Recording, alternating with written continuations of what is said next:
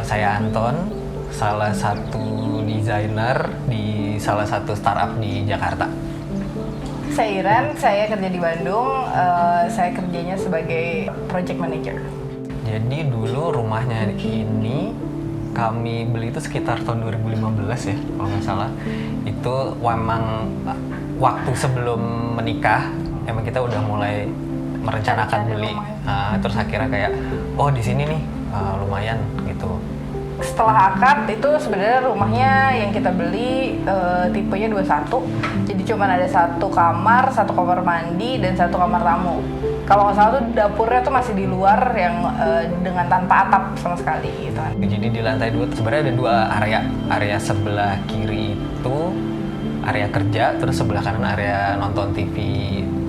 Kita gitu juga nyediain semua mainannya bener-bener full ditaruh di situ semua sih gitu. Jadi dia juga bisa nonton, bisa sambil main gitu. Kalau udah makan, kita tuh udah komit kalau makan harus di meja makan kan gitu. Jadi Lukas juga udah ada kursinya sendiri dan dia cukup mau lah untuk di situ makan sendiri. Kita jadi kalau makan ya makan bertiga gitu, nggak cuman kita saya nyuapin Lukas gitu, tapi kita bener-bener makan bareng gitu. Sebenarnya ada satu tempat favorit juga sih, dapur ya. Sebenarnya kan kalau dapur kayak ibaratnya kayak jantungnya rumah gitu ya. Dapurnya tuh bener-bener sesuai yang aku expect sebenarnya. Si kabinet dapurnya didesain sedemikian mungkin sampai saya nggak tahu kalau misalnya ternyata sebenarnya ada beberapa rak yang harusnya bisa ditarik, dan itu setelah menempati 3 bulan baru oh ini bisa dipakai ya gitu. Itu jadi ya wah, itu jadi cukup apa ya, cukup amazed lah gitu dengan si desainnya juga. Ya balik lagi sih karena WFA ya gitu, jadi memang tempat kerja harus senyaman mungkin, harus bikin betah gitu. Jadi memang kemarin ada satu, pas lagi renovasi rumah ini juga kemarin plannya memang pengen bikin tempat area kerja yang bener-bener nyaman, bener-bener enak gitu sih buat kerja gitu, betah lah gitu. Basically si rumah ini nggak gede gitu. Everything has to be compact dan harus benar-benar kita pikirin, kayak nggak bisa sembarangan masukin barang gitu. Nah mungkin ini lebih cerita bedanya kalau misalkan sehari-hari di rumah mertua atau di rumah orang tua gitu ya. Karena rumahnya cukup besar gitu, jadi kemana-mana tuh kayak susah gitu loh, kayak jauh gitu. Tapi di sini tuh kayak everything is beyond our reach gitu loh, jadi gampang kalau mau ngambil apa gampang gitu. Itu juga sih jadi salah satu keunggulannya rumah ini. Sebenarnya udah cukup banget gitu loh untuk keluarga kecil yang kayak kita masih baru juga gitu kan. Udah memenuhi sih semua ekspektasi ya, dari stylenya, dari desainnya, look and feel-nya gitu. Jadi kayak Color palette-nya juga. Color palette-nya gitu. Udah cukup. Proses paling kita suka tuh waktu itu kayak diskusi di awal-awal yang nentuin temanya mau kayak gimana, terus kayak bentukan bangunannya mau seperti apa, terus kayak nentuin mood board juga. Nah, memang fase-fase di awal tuh kayak yang banyak diskusi dengan arsitek sama Regi sama Anton. Waktu itu tuh memang paling seru gitu sih, kayak oh kita punya ide atau gagasan yang kita pengen sampaikan, terus nanti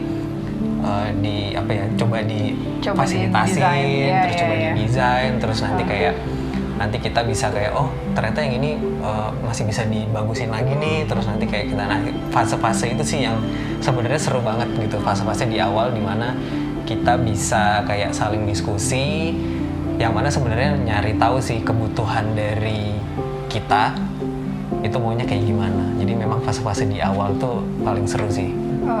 Sama sih, memang di fase itu paling oke, karena itu kita nggak desain bukan cuman asal gitu, nggak desain kayak oh ini kita temanya industrial minimalis udah segitu kan kayak gitu, tapi juga mikirin kayak day to day-nya tuh mau gimana sih gitu. Coba bayangin dari mulai bangun pagi sampai nanti tidur lagi itu ngapain aja gitu, nanti bakal mau ngapain aja di rumahnya. Itu juga sih yang jadi jadi oke. Jadi nggak cuman ngomong oh desainnya mau kayak gimana gitu, tapi ya itu tadi bener-bener kita bayangin oh nanti kalau kita mau mandi gimana, nanti kalau kita mau masak gimana, nanti kita kalau mau makan gimana gitu. Itu sih.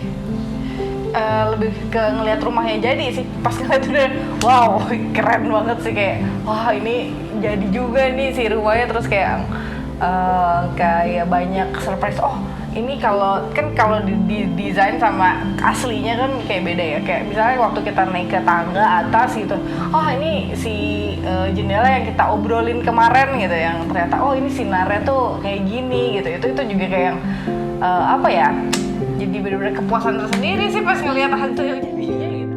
Perasaan itu pasti ada gitu kan, cuma ya kita juga udah, karena udah sering apa ya, meeting mingguan, bulanan, itu jadi kayak udah kebayang. Desainnya gitu. udah matang duluan sih, jadi kita nggak banyak concern sih. To be honest, kita no insecurities ya kayaknya. Ya selain budget tadi, tentuin dulu sih pengen apa ya, bangunannya seperti apa gitu. Sama ini sih kayaknya kalau punya ide atau apapun lebih baik disampaikan gitu sih. Jadi kayak bisa langsung diskusi, bisa kayak oh nih anaknya bangunannya seperti ini, desainnya seperti ini. Jadi kayak bisa saling melengkapi gitu sih. Pinterest helps a lot. Waktu nyari mood board, bahkan kita bisa langsung nyari yang sesuai dengan temanya kita gitu. Misalnya kayak dari warna, dari misalnya tema rumahnya, misalnya kayak Japanese minimalis atau like literally industrial minimalis. Itu sih helps a lot sih.